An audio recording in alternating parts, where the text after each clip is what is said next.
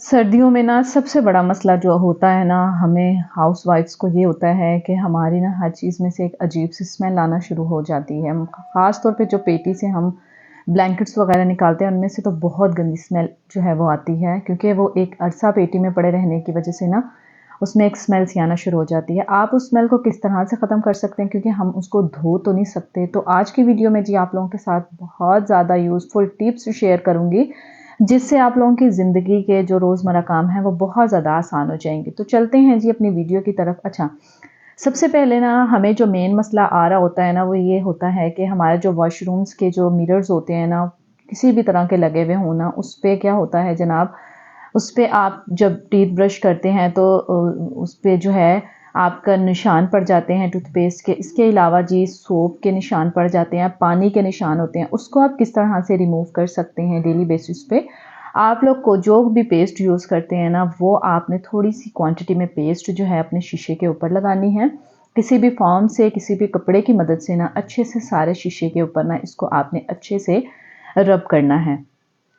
ठीक है, इतना ज़बरदस्त तरीका है ना। पहले मुझे भी बहुत ज़्यादा इशू क्रिएट होता था कि जी शीशों की सफाई बेसिकली हम किस तरह से करें, तो इस तरीके ने मेरी ज़िंदगी बहुत आसान कर दी है। मैंने सोचा मैं आप लोगों के साथ भी शेयर कर दूं। तो जब शीशा हाथ से ज़्यादा गंदा हो जाए ना, आप लोग उसको ज़िद्दी किस्म के दाग साफ़ करने से भी नहीं जाते ना, तो आप थोड़ी सी क्वांटिटी में टूथपेस्ट लीजिए और फोम की मदद से पूरे शीशे के ऊपर मारिए और सादे पानी से आप उसको वॉश कर दीजिए। शीशा आपका बिल्कुल नीट एंड क्लीन हो जाएगा। यकीन कीजिए, आप इसको आजमा कर देखिए, आप लोगों के लिए बहुत यूज़फुल और हेल्पफुल रहेगा। अच्छा जी, एक तो टिप हमारे पास ये हो गई। उसके बाद जी बढ़ते हैं हम टिप नंबर 2 की तरफ।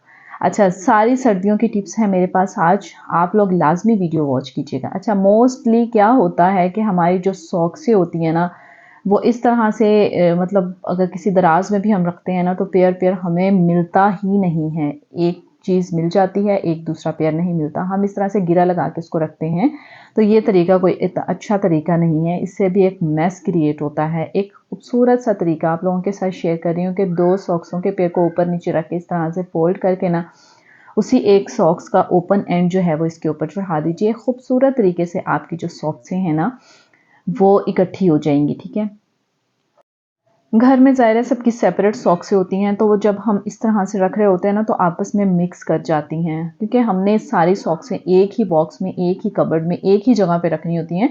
उससे क्या होता है कि आपकी सारी सॉक्सें एक दूसरे के साथ मिक्स हो जाती हैं और जब बच्चे लेते हैं, हस्बैंड्स वगैरह लेते हैं, हम यूज़ करते हैं तो एक रोला समझ जाता है, मेरी एक सॉक्स नहीं मिल रही, मेरी दूसरी सॉक्स नहीं मिल रही। उसकी प्रॉब्लम भी आज आप लोगों के साथ मैं सॉल्व कर दूंगी बहुत ज़्यादा ईजी तरीके से। अच्छा, होता क्या है जनाब कि हम जो हैं वो इतने ज़्यादा, हमारे तो कबर्ड्स होते नहीं हैं कि बच्चों की सेपरेट से सॉक्सें रखें, खुद की सेपरेट रखें, हस्बैंड्स की सेपरेट रखें। तो करना क्या है कि जी हर घर में ये पेपर के बने हुए बॉक्सेस आते हैं।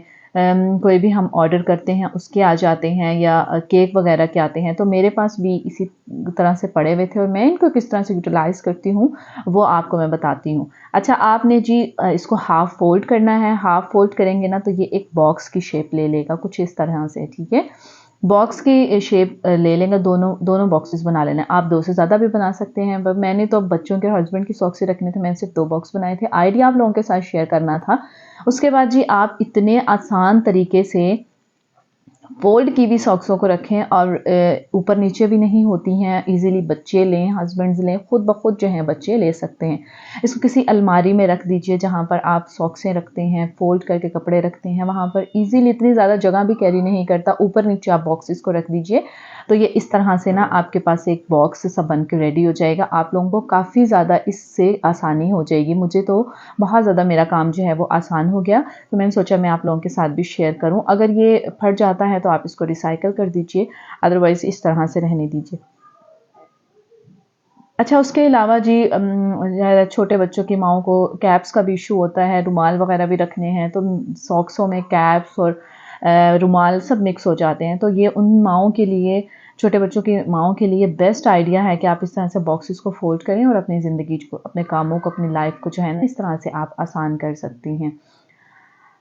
अच्छा, तो बस यहाँ पर ना, अच्छा उसके बाद सबसे मेन मसला जो हमारे यहाँ है ना, वो मेन मसला ये है कि हम जो है ना बेसिकली क्या होता है हमारा कि ना सर्दियों में ना एक ख़ास किस्म की हर कपड़े से स्मेल आती है। ठीक है, लहाफ हो जाए, रज़ाई हो जाए, ब्लैंकेट हो जाए, पर्दे हो जाएँ, क्योंकि इतनी सर्दी में हमसे धुल नहीं पाते इतनी चीज़, ज़्यादा बड़ी वाली चीज़ें, तो आप लोगों से ना एक अजीब-सी महक आ रही होती है आपकी चीज़ों से। ज़ाहिर है कोई गेस्ट आ जाता है ना, तो जब हम उसके लिए कोई रज़ाई वग़ैरह पेटी से निकालते हैं तो उसमें से तो बहुत ज़्यादा जो है वो एक अरसे से पड़ी हुई रज़ाई में से एक स्मेल जो है वो आती है। अच्छा, उसके लिए जनाब आप क्या करेंगे कि बहुत ज़्यादा ईज़ी तरीका है। कम्फ़र्ट हर घर की ज़रूरत होती है, हर घर में मौजूद होता है। बच्चों के कपड़ों को धोने के लिए हम इस्तेमाल करते हैं अपने कपड़ों में, लास्ट पे जब हम सब काम कर लेते हैं तो इसको थोड़ी देर के लिए डिप करके रख देते हैं, तो कपड़ों से बहुत अच्छी खुशबू आती है। आपने एक ढक्कन इसका भर लेना है, उसको शावर बॉटल में डाल दीजिए, उसके ऊपर से आपने इसमें ना पानी डाल देना है, ठीक है? बहुत ज़बरदस्त तरीका है, मैं कह रही हूँ कि पूरा घर आपका महक जाएगा, इतनी प्यारी खुशबू आएगी ना कि बस आपकी सोच है। आपको इतनी ईज़िली मैं आप लोगों को ईज़ी टिप्स आप लोगों के साथ शेयर कर रही हूँ। बेसिकली हम कितना भी परफ्यूम पूरे घर में शावर कर सकते हैं, तो वो हमारे लिए नहीं होता, सही तरीका हमारे लिए नहीं होता, क्योंकि इतना ज़्यादा परफ्यूम तो हम पूरे घर में उसका छिड़काव नहीं कर सकते। ये बना लीजिए, उसके बाद आपके कर्टन्स हो गए, आपके मैट्रेस हो गए, क्योंकि मैट्रेस में भी वो माएँ जो कि जिनके बच्चे जो हैं वो पीछे कर देते हैं, तो उसके बाद वो क्लीन भी करती हैं, लेकिन हल्की-सी स्मेल जो है वो रह जाती है। तो बस आप इस तरीके को ना आप यूज़ कर लें।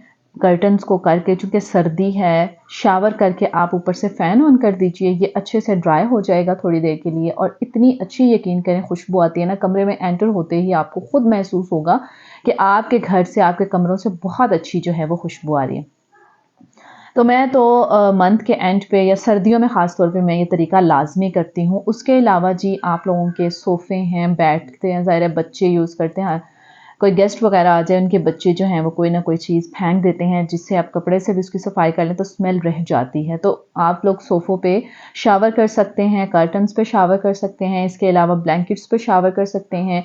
इसके अलावा जनाब आप रज़ाई में से जो कोई नई रज़ाई निकालते हैं, कोई ब्लैंकेट निकालते हैं, उसके ऊपर ईज़िली शावर कर लीजिए। मैं कह रही हूँ कि यकीन कीजिए कि आपको मैं इतनी अच्छी टिप दे रही हूँ ना, कि आपकी सारी स्मेल, बदबू वगैरह सब कुछ जो है वो ईज़िली ख़त्म हो जाएगा, और आपके हर कमरे से, हर रज़ाई से, हर ब्लैंकेट से खुशबू आएगी, ठीक है? बस आपने कर्टन ऑन कर देना है थोड़ी देर के लिए, सॉरी फ़ैन ऑन कर देना है। तो इससे क्या होगा कि इसके ऊपर जो आप शावर कर रहे हैं वो अच्छे से ड्राई हो जाएगा और एक खूबसूरत सी खुशबू आपके पूरे घर में फैल जाएगी। अच्छा, अच्छा, अब कुछ लोग ये कहेंगे कि जी रज़ाई के ऊपर, हम कपड़े के ऊपर शावर कर रहे हैं, हम कॉटन के अंदर तक नहीं जा रहे हैं। आप लोगों ने क्या करना है जी, लहाफ हो गया, कंबल हो गया, इसके ऊपर शावर करके आपने इसको धूप में रख देना है। धूप में 1 डेढ़ घंटे के लिए आप लटका दीजिए। उससे अच्छी तरह से जो है ना इसकी स्मेल वग़ैरह सब कुछ ख़त्म हो जाएगा, तो कोई इतना बड़ा मसला नहीं है। आप इस तरह से शावर कर सकते हैं, इसका कोई नुकसान नहीं है, कुछ भी नहीं है। एक खूबसूरत सी आपके पूरे घर में से महकती हुई खुशबू आएगी और आप मुझे देंगे दवाएँ। तो बस ये आज की छोटी-सी वीडियो, होप्स हो कि आप लोगों को सीखने को बहुत कुछ मिला होगा, बहुत से आइडियाज़, बहुत सी टिप्स आप लोगों को मिल गई होंगी। तो यही थी, अपना बहुत सारा ख़्याल रखिएगा, दुआओं में याद रखिएगा। मुझे दीजिए इजाज़त। अल्लाह हाफ़िज़।